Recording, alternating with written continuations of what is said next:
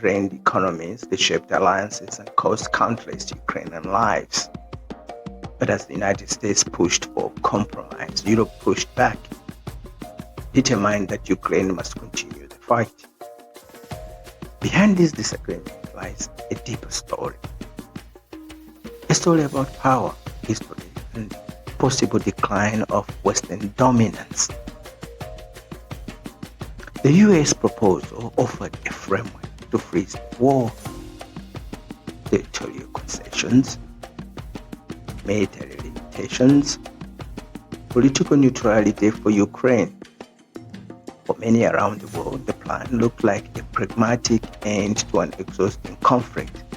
But for European leaders, it was unacceptable. A peace built on concessions they refused to endorse. To understand European resistance, one must look beyond the battlefield. European leaders argued that a victory for Russia would threaten the entire continent. They insist that Europe and Ukraine must continue resisting, not merely for itself, but for European security architecture.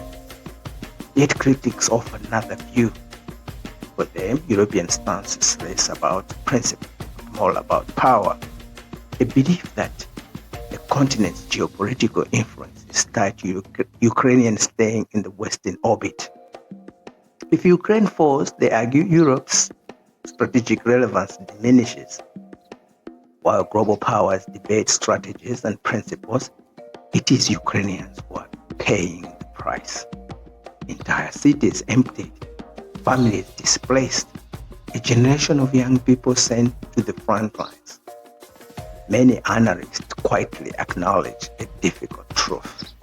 Ukraine is fighting a war it is unlikely to outright, and yet the pressure to continue remains, driven by geopolitical calculations for beyond Ukraine's borders.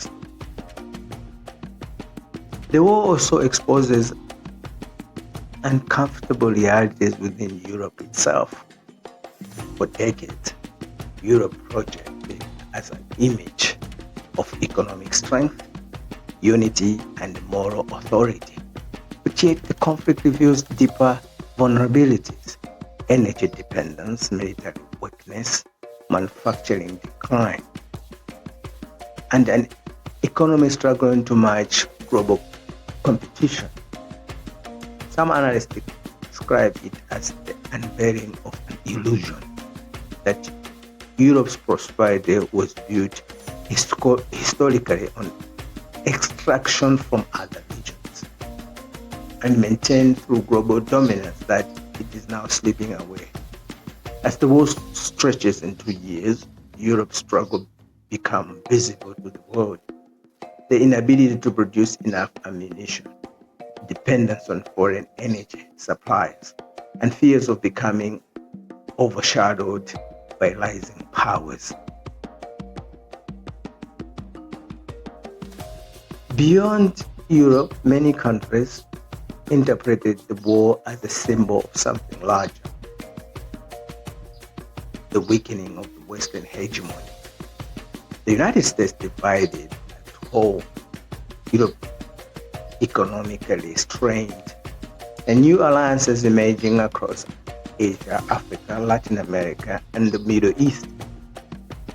In this shifting order, the Ukraine conflict becomes more than a regional war.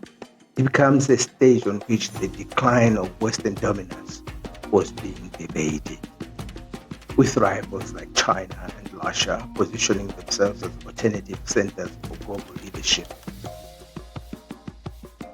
As Washington sought peace in Europe, it intensified pressure in the Americas, particularly on Venezuela. Analysts describe it as a two-front strategy: cool tensions with Russia, but reassert influence in the region closer to home. Meanwhile, in East Asia, Taiwan watched closely. If Ukraine could be pressured into concession, what did that imply for US commitments in the Pacific? For Taipei, the signals were troubling. The central Is Europe supporting Ukraine out of solidarity and principle, or out of fear that a negotiated peace would diminish European influence on the world stage?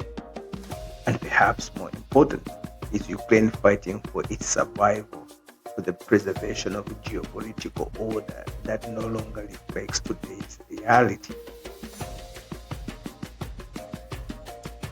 As the peace talks continues, the world stands at a crossroads.